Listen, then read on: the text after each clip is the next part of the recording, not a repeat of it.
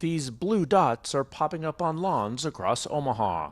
Signs of a campaign where not only every vote counts, but where every electoral vote is critical. We debated back and forth, and we went for it and said, well, I think the mystery is kind of cool.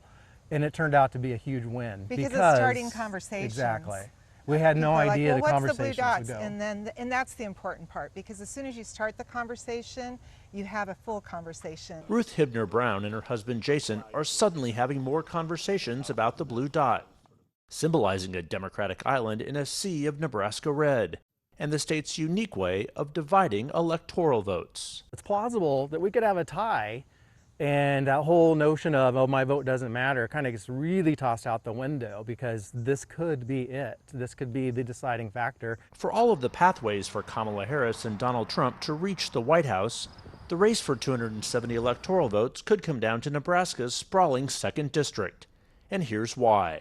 If Harris carries the 3 blue wall battleground states, and Trump wins the swing states across the Sun Belt, a single electoral vote surrounding Omaha could keep the race from becoming a 269-269 tie, decided by the House of Representatives. Well, hello, Nebraska. A not-so-secret weapon for Democrats could be Tim Walz, who was born and raised here before moving 2 states away to Minnesota.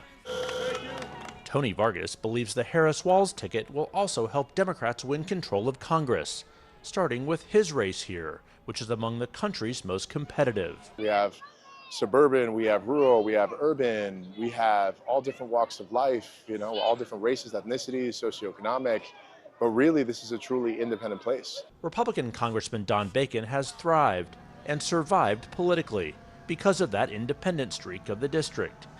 Trump won here in 2016, but lost in 2020. Bacon said Trump runs the risk of losing again if he doesn't focus on inflation and immigration. When you talk about DEI, race, coming up with nicknames, that doesn't play well in this district. They want to talk about the issues. This is an issue district. For months, Trump and his allies have sought to change Nebraska's election law and award all electoral votes to the statewide winner, rather than by congressional district, a process shared only by Maine. You better get me Omaha. Do you understand that? For now, Republicans are working to defeat Harris here in a district that extends through Omaha's western suburbs to rural towns like Wahoo, where Stephen and Sonia Peets are ready for change. I would like just to see, some hope. I don't see it now. Which of those candidates do you think gets the closest to bringing you hope?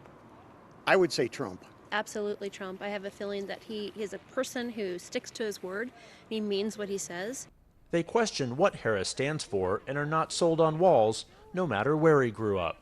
Back in the Dundee neighborhood of Omaha, the blue dots are in such high demand, Jason Brown ran out of spray paint. Orders are stacking up, he said, and not only from Democrats, but from independents who may decide the election. It doesn't mean, oh my God, I become a Democrat. No, you're voting for what you feel is right for the future